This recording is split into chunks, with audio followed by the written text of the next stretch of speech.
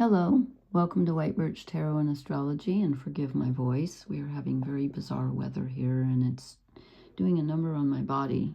We're going to drop 40 degrees. I almost said centigrade. No. Fahrenheit is what we use here. In like one day, and my body doesn't like that. Anyway, this is a reading. I'll do the astrology first and then the tarot, so I will timestamp when the cards begin, or you can just scroll at the bottom. I'm doing this, it's just barely, I don't know what day it is. Oh shoot. I think it's the 27th, just barely, of February. Okay, and I'm going to start off with a couple of quick quotes. I hope I haven't read these before. I can't remember. I don't know where I got these. Looks like a book called The 5 Invitations. All tempest has, like a navel, a hole in its middle through which a gull can fly in silence. That's from Harold Witter Binner, B-Y-N-N-E-R. I don't know who that is. And I like this. The problem with the word patience is that it implies we are waiting for something to get better. We are waiting for something good that will come. A more accurate word for this quality is constancy, a capacity to be with what is true moment after moment. That's from Suzuki Roshi. Okay, that sounds good to me, because I'm not very patient. So I guess I need to learn to be true. I hope you can see this all right. Okay, so I am going to talk about the astrology briefly, very briefly, because it's late. And I just wanted to point out that, let's see, yesterday, I think, Mercury went retrograde at 22 degrees of Pisces, and was basically conjunct Venus at 19 degrees of Pisces. And I'm finding it very challenging. Normally I don't have that much trouble with Mercury retrograde, and I know some people do, but oh my goodness, I am having trouble. Technological trouble and just everything. It's weird. So that's going to be a very thought-provoking, mentally tiring, I think, episode. I did not write down when it goes direct, but it's usually, a few weeks. When it's retrograde in Pisces, it can be very emotional. And it's asking us to take a kind of a mental pause also, and a rest, and, reconnect with whatever floats your boat, and just try to feel one with something that's pleasant, and whether you're hanging onto a tree or whatever you need, it's kind of a challenging energy. And again, it can be very nostalgic, I find. And that can be good or bad. And then tomorrow, actually tonight, because it's after midnight here, but on the 27th, Mars in Aquarius at 27 degrees is squaring Uranus in Taurus at 27 degrees. And that's kind of a big deal. And if you notice, we've had a lot of things happening at the end degrees of the signs, which is very important. It kind of packs more of a punch. And so Mars in Aquarius wants freedom, and freedom of expression especially, but, wants new thoughts, new horizons, new vistas. And Uranus, who rules Aquarius, is squaring, so that's an uncomfortable aspect, like knocking your knee on the coffee table when you're walking across the room or whatever. Uranus in Taurus Uranus always brings sudden change. It's always something you didn't think of, something you didn't expect. And when it's in Taurus, it's a very real change. It's not just a thought or a message or whatever. It's like something on the physical level. So, and especially with Mars, there can actually be physical accidents, so be careful. I'm not saying that there will be, but there can be arguments, tempers can flare. Now, we don't have any fire signs involved, although Mars, of course, is, fire, because he rules Aries. I see a lot of stubbornness here, because Aquarius and Taurus are both fixed signs, and Taurus is, notoriously stubborn. Well, all the fixed signs are. I'm going to throw in Scorpio there, because I have a lot of experience with that. So, anyway, So there can be some arguments and some headbutting and just a feeling of like you against reality, where things change and you're like, what? I just fixed that, or now what, and you just want some freedom. You just want to run away, kind of, and you can't. It's like everywhere you turn, there's something new popping up, and I'm not saying that good things can't happen, excuse me, but whatever it is, it's going to be challenging when it's a square. I knew I was going to lose my voice. It's one of those days. So I am using, pardon me, I'm using the Liz Green Mythic Tarot. And let me timestamp here. When am I starting this? Okay, not too bad. Not too shabby. Did I talk about it? Oh, and we are going to have the full moon lunar eclipse is going to happen on March 3rd. And that's in Virgo, and it's conjunct the South Node. No, yeah, I wrote it wrong. It's conjunct the South Node. I wrote the North Node. No, it isn't. Conjunct the South Node. Okay. And Mars moves into Pisces the same day. So we'll talk about that later. Okay. So card time. Now, the first two cards came out in reverse, and I kept them because they felt right. And then I realized the whole deck was in reverse. So I reversed it. But I still think the first two were supposed to come out in reverse, and that's why I didn't notice it, because I just feel it. Maybe I'm wrong. I don't know. But I get the Wheel of Fortune in reverse. Now, the Wheel of Fortune is always a change. It's usually a change for the better, but when it's in reverse, it doesn't necessarily mean it's a change for the worse, but it does mean that it's unexpected and that things feel wonky. Things just feel off. So something happens that you truly were not expecting. And so if you go in your mind and you think, yeah, well, I think I know what's coming, or, I think I can kind of, no, it's not going to be that. It's going to be something that you would not have thought of. And I'm not trying to scare anybody. I'm not saying, the sky is not going to fall, but something unusual is going to happen. And then we get the Three of Pentacles again in reverse. And this is normally, I should have held the other one in the upright so you can see it. I love these cards. They're really good. I think they're interesting. I believe Liz Green did the artwork. Or was it Juliet Sharman-Berg? Oh, well. Anyway, the Three of Pentacles is normally accomplishing something, getting stage 1 done, especially in relationships and especially with people helping you.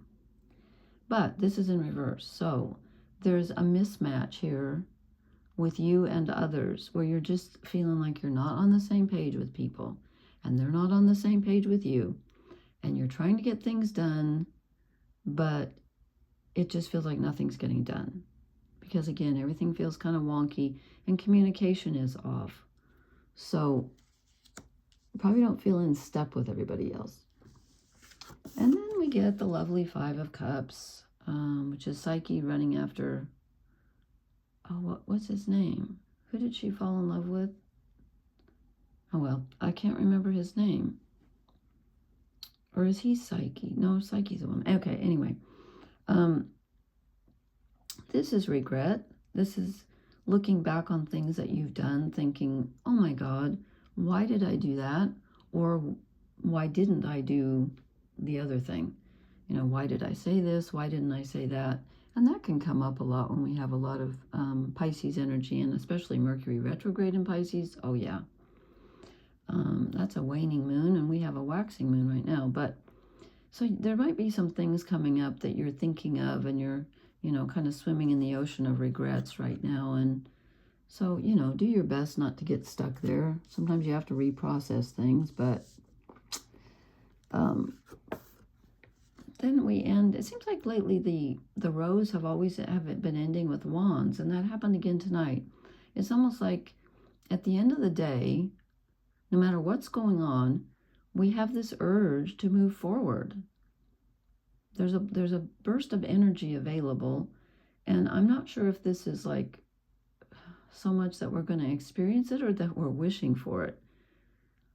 But I think it is there. It's just we're not quite or just at the beginning stage. So we haven't really, we're not really able to accomplish that much right now, although, well, it looks like we are going to, but the desire is there. And when I did this, I usually think of top row as like us and the bottom as relationships. And tonight I was thinking top row, outer world, bottom row, inner world, although the last two I think are about relationships. So there's a burst of energy around us, and something might come up, a creative opportunity might come up where you finally think, you know what, I think I want to start that. Something on a very real physical level, more than just a thought or a desire.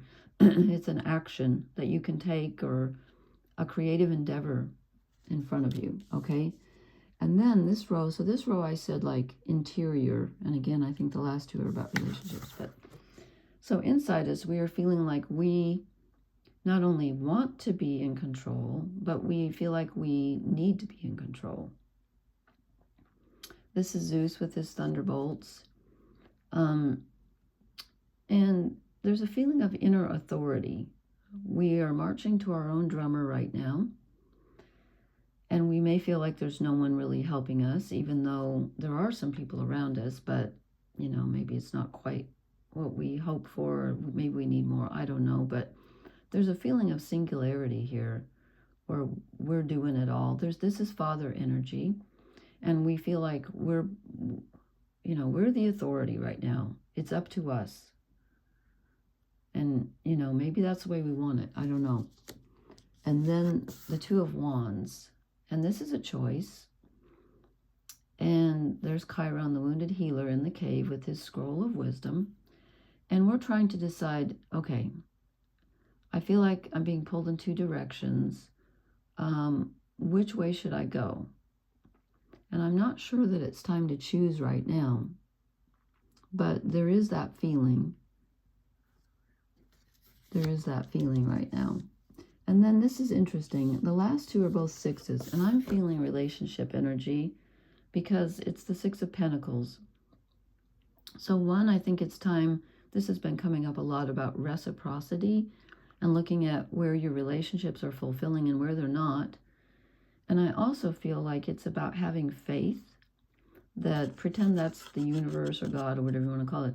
It's having faith that we will be given what we need when we need it. That there's something, that there's a gift out there for us, that we're going to have what we need. And again, if it's in a relationship, I feel like it's looking at, who's giving back? Am I giving enough? Am I giving too much? That's come up a lot lately. And then the Six of Wands ends us off. So we end with two wands here. Two wand cards, the Ace and the Six. So this is usually about victory and, having some kind of a victory. And it's also, I had a thought earlier. Where did it go? I had it tied in with this one. I think it's about,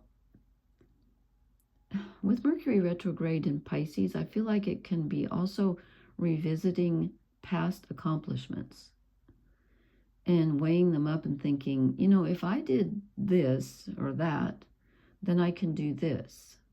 Because the Two of Wands is involved. So if I look back, where have I been my most victorious? When did I feel like I was really on top of the world and people were admiring me and I was applauded for my efforts? Because I want that again. And you might get that, I'm not saying it's not happening, but for some reason I'm feeling like it's kind of in front of us, but I don't know. I feel like these last two cards are like imminent, but they're not, excuse me, they're not happening today or tomorrow. Just my feeling. Okay, then I was going to draw one Shaman's Dream card, and I drew one, and it was kind of sad, so I drew another, and then three came out. So I have three cards here, but I'll try to go through them quickly. I got the Wailing Tree, which is reconciliations, which is, again, it's very much like the Five of Cups. It's reconciling yourself with old hurts and old wounds, and you might be literally wailing. Sad things can come up when we have all this Pisces energy, especially at the ends of the signs, and Mercury going retrograde in Pisces. So, yeah, there can be some looking back right now and trying to, just do your best to accept it and not get stuck there. Don't ignore it, but don't get stuck there. Don't deny. And then we get hollow bone, excuse me, which is teachability. This is a pretty card. I'm not crazy about skulls, but I do love antlers and feathers. This is about being hollow enough that spirit can speak through you.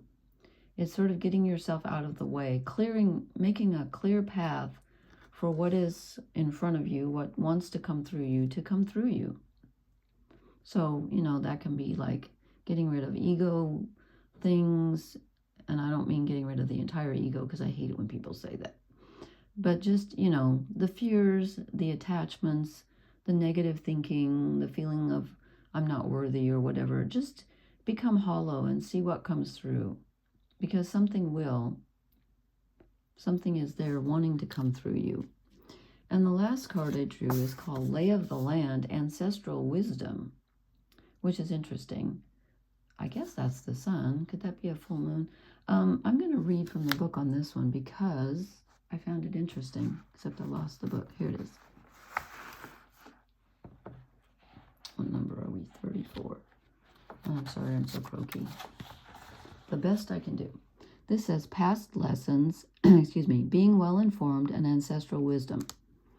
There are times when you're meant to discover and explore new terrain in your life, even to be part of a wave of change. This is one of those times, and what you're contemplating is perhaps new to you, but others have laid well-worn paths and left wisdom for you to rely and reflect upon. This is so you have a better understanding of the potentials and possible pitfalls on your journey. When you know the lay of the land, you are better able to fully experience what is being offered to you. And then it goes on and says that this is a wonderful time to seek a mentor or good advice from an expert or an elder.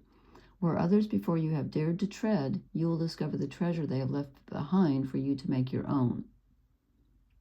This is a path that promises success in all areas. So we end on a positive note after some, soul searching and sadness and regret. We weigh things up, and then it looks like something can come through us here. And it's something positive that comes from long ago, from our elders. I like that they talk about the elders, and then, we have the native, this looks very Native American to me, and they were very respectful of their elders. So there's elder wisdom. We need that, I feel, right now. I wish the governments had that. We won't go there. Okay. All right. So thank you so much. Please leave me a comment. Let me know how this, I almost said weather. Let me know how this energy is treating you. And please hit the like, share, and subscribe buttons. And I will talk to you in a few days. Okay. Thank you so much. Blessings. Good night.